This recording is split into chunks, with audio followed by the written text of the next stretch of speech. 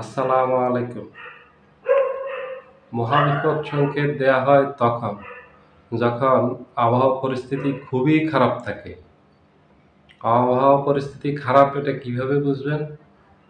তখন আবহাওয়া থাকে খুবই গুমোট। আকাশের অবস্থা খুব গুমোট থাকে, আবহাওয়া থাকে খুবই ভ্যাপসা, সমুদ্রে প্রচণ্ড ঢেউ থাকে, সমুদ্র খুব উত্তাল থাকে। তখন আবহাওয়াবিদরা স্যাটেলাইটের মাধ্যমে এগুলি বিশ্লেষণ করেন, ইমেজগুলি বিশ্লেষণ করে তখন এটা সংকেত দেয়া হয়। ৩ নাম্বার সতর্ক সংকেত, ৪ নাম্বার হুঁশিয়ারি সংকেত, ৫ নাম্বার হুঁশিয়ারি সংকেত, ৭ নাম্বার বিপদ সংকেত, ১০ নাম্বার হলো মহাবিপদ সংকেত। ১০ নম্বরের পর আর কোনো সংকেত নেই। ১০ নম্বর যেটা দেয়া হয় মহাবিপদ সংকেত। মহাবিপদ সংকেতের অর্থ হলো এটা যে মানুষের জান-মালের ব্যাপক ক্ষতি হতে পারে এই ঝড়ে। একটা ঝড় আসবে, এই ঝড়ে মহা প্রলয় ঘটে যেতে পারে, হাজার, হাজার অথবা লক্ষ, লক্ষ মানুষের প্রাণহানি ঘটতে পারে। সাথে পশু-পাখি প্রাণহানি ঘটতে পারে, মানুষের জান-মালের ব্যাপক ক্ষতি হতে পারে। ওটাকে বলা হয় মহাবিপদ সংকেত। তারপর আর কোনো সংকেত নেই। যেমন আমাদের দেশে ৮ সালে ৯ সালে হয়ে গেল সিডর, আইলা, সেখানে ব্যাপক মানুষের জান-মালের ক্ষতি হয়েছে। হাজার, হাজার মানুষ মারা গেছে। সাথে হাজার, হাজার পশু-পাখি মারা গেছে। মানুষের হাজার, হাজার ঘরবাড়ি ধ্বংস হয়ে গেছে। ব্যবসা প্রতিষ্ঠান ধ্বংস হয়ে গেছে। স্কুল, কলেজ, মসজিদ, মাদ্রাসা ধ্বংস হয়ে গেছে। এগুলি হলো মহাবিপদ সংকেতের এই ঝড়ের হলে যে ধ্বংসযজ্ঞ চালায় সেটা। মহাবিপদ সংকেত এই জন্য দেয়া হয়। মহাবিপদ সংকেতের অর্থ হলো এটা যে এই ধরনের ধ্বংস হবে। এখন ঠিক এই মহাবিপদ সংকেতে আছে বিএনপি। বিএনপির এখন মহাবিপদ সংকেত চলতেছে। যেকোনো সময় একটা ঝড় আসবে এবং বিএনপি তছনছ হয়ে যাবে। বিএনপির রাজনীতি তছনছ হয়ে যাবে।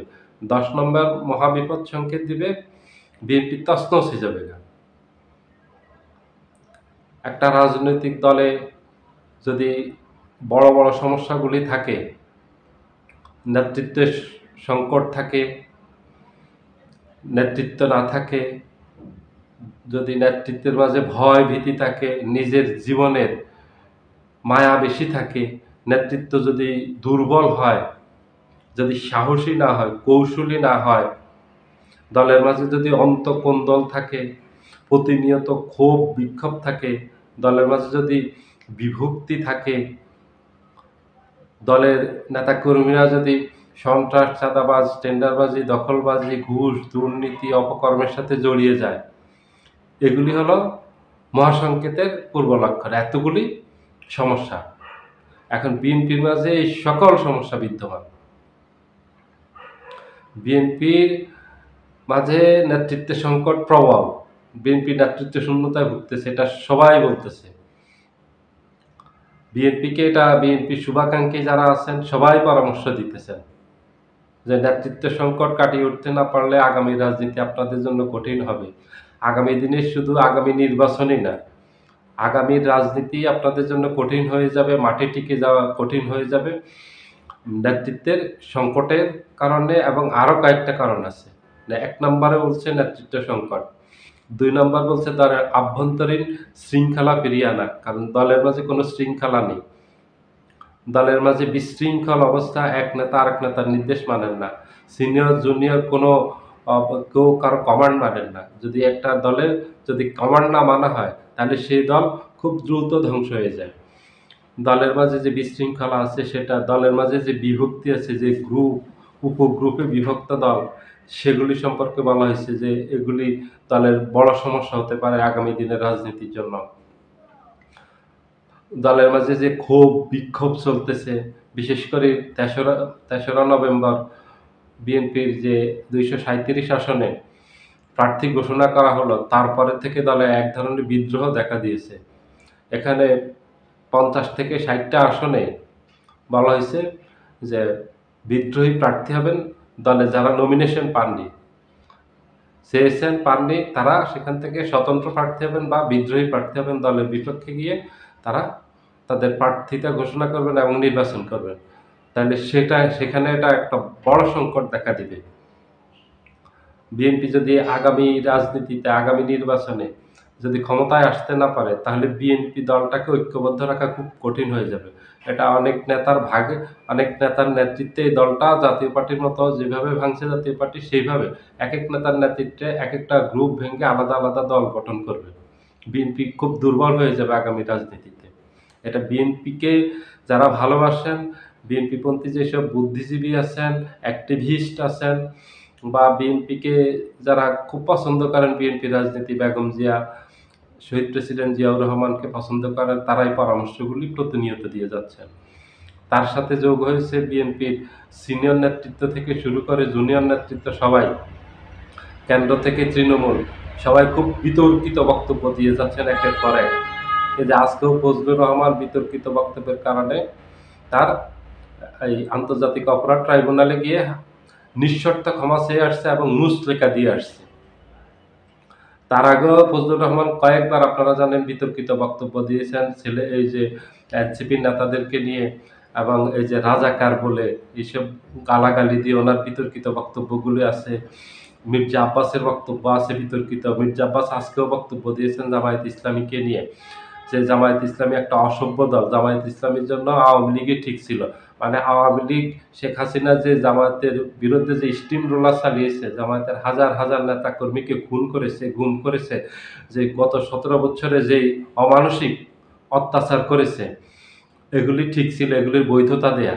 এই যে আজকেও মির্জা আব্বাসের, তার আগেরও কয়েকটা বক্তব্য আছে বিতর্কিত, যেগুলো নিয়ে ব্যাপক সমালোচিত হয়েছেন মির্জা আব্বাস। তারপরেও বক্তব্য বন্ধ করেননি। মির্জা ফখরুল ইসলাম আলমগীরের কয়েকটা বক্তব্য আছে, কয়েকটা কাজ আছে, যেগুলো নিয়ে চরম বিতর্কে তৈরি হয়েছে। উনি শেষ একটা বক্তব্য দিয়েছেন ওনার নির্বাচনী এলাকায়, যে এখান থেকে আগামী নির্বাচনে আমরা বিজয়ী হতে পারলে আওয়ামী লীগের বিরুদ্ধে যত মামলা আছে সব আমরা প্রত্যাহার করে নিব। শেষ বিতর্কিত এটা বলছেন। এভাবে বিএনপির অনেক অসংখ্য নেতাকর্মী প্রতিনিয়ত বলে যাচ্ছেন। এই যে বরকতুল্লাহ বুলু বলছেন যে তারেক জিয়ার নাম নিতে হলে অজু করে নিতে হবে। এগুলি মানুষ ভালোভাবে নেয়নি, এগুলি ব্যাপক সমালোচিত হয়েছে, বিএনপির জনপ্রিয়তা কমেছে এসব বক্তব্য দিয়ে। তারপরে আসাদুজ্জামান রিপন বলছেন, শামসুজ্জামান দুদু বক্তব্য দিয়েছেন। এইভাবে বিএনপির অসংখ্য নেতাকর্মী, বলা যাবে না, যারা বিতর্কিত বক্তব্য দিয়ে বিতর্কিত হয়েছে। বিএনপিকে এখন মহাবিপদ সংকেত চলতেছে, এগুলির থেকে উত্তরণের কৌশল নির্ধারণ করতে হবে। নেতাদেরকে যেসব বক্তব্য মানুষের মাঝে খারাপ প্রতিক্রিয়া তৈরি করবে, আগামী দিনে নির্বাচনে বিজয়ী হয়ে আসতে পারবে না, যেসব বক্তব্যের কারণে, কর্মকাণ্ডের কারণে, এগুলি ত্যাগ করতে বলছেন নেতাকর্মীদেরকে। পরামর্শ দিচ্ছেন যারা, তারা যে না হয় এর জন্য, এই কারণগুলির জন্য ভরাডুবি হবে। বিএনপির অনেকগুলি সমস্যা বললাম, নেতৃত্বের সংকট বললাম, বিএনপির আভ্যন্তরীণ কোন্দল বললাম, বিএনপির প্রতিদিনের ক্ষোভ বিক্ষোভ বললাম, বিএনপির নেতাকর্মীরা সন্ত্রাসীর সাথে জড়িয়ে যাচ্ছে বললাম, বিএনপির নেতাদের মাঝে গ্রুপ উপগ্রুপে বিভক্ত, বিএনপির নেতাকর্মীরা ঐক্যবদ্ধ নেই। এই সমস্যাগুলি একটা রাজনৈতিক দলকে ধ্বংস করে দেওয়ার জন্য যথেষ্ট। আওয়ামী লীগের মতো একটা দল যখন মহাবিপদ সংকেত আসলো, ঠিক ঝড়টা শুরু হলো, আওয়ামী লীগের মতো একটা দল টিকতে পারে না। আওয়ামী লীগের এত সংকট ছিল না। আওয়ামী লীগের বিরুদ্ধে, আওয়ামী লীগের সব ঐক্যবদ্ধ ছিল, আওয়ামী লীগের মাঝে কোনো গ্রুপ উপগ্রুপ ছিল না, বিভক্ত ছিল না। শেখ হাসিনার নেতৃত্বে ঐক্যবদ্ধ ছিল। আমরা শেখ হাসিনার অনেক সমালোচনা করি, কিন্তু সত্যি হলো শেখ হাসিনার নেতৃত্বে ঐক্যবদ্ধ ছিল। শুধু আওয়ামী লীগ এই ঝড়ে ধ্বংস হয়ে গেছে, লণ্ডভণ্ড হয়ে গেছে, শেষ হয়ে গেছে একটা কারণে: সন্ত্রাস, চাঁদাবাজি, টেন্ডারবাজি, দখলবাজি, গুম, খুন, অপহরণ, দর্শন, অপশাসন, দুঃশাসন, স্বৈরশাসনের কারণে। এই এক কারণে আওয়ামী লীগ লণ্ডভণ্ড হয়ে গেছে। আর বিএনপির মাঝে আরো বেশি লক্ষণ, বিএনপি মাঝে আরো বেশি সমস্যা এবং বড় বড় সমস্যা, যেগুলি আমি এতক্ষণ বললাম, এগুলি যথেষ্ট একটা দল ধ্বংস হয়ে যাওয়ার জন্য। বিএনপির এখন মহা দুর্যোগ চলতেছে, বিএনপি এখন মহা বিপদে আছে। শুধু বিপদ না, বিপদ বললে এটা ছোট হবে, বিএনপি চারদিক থেকে মহা সংকটে আছে। মহা সংকট বলেন, মহা বিপদ বলেন, মহা বিপর্যয়ের মুখোমুখি আছে বিএনপি। এর থেকে যদি নেতাকর্মীরা সতর্ক সাবধান না হন, তাহলে আগামী দিনের রাজনীতি বিএনপির হাত থেকে চলে যাবে। নির্বাচন তো যাবে, নির্বাচন চলে গেছে, এবং রাজনীতির মাঠে বিএনপির অস্তিত্ব কতটুকু টিকিয়ে রাখতে পারবে আগামী দিনে, সেটা নিয়ে মানুষের মাঝে সন্দেহ আছে, আলাপ আলোচনা চলতেছে। সবাই ভালো থাকবেন। আল্লাহ হাফেজ।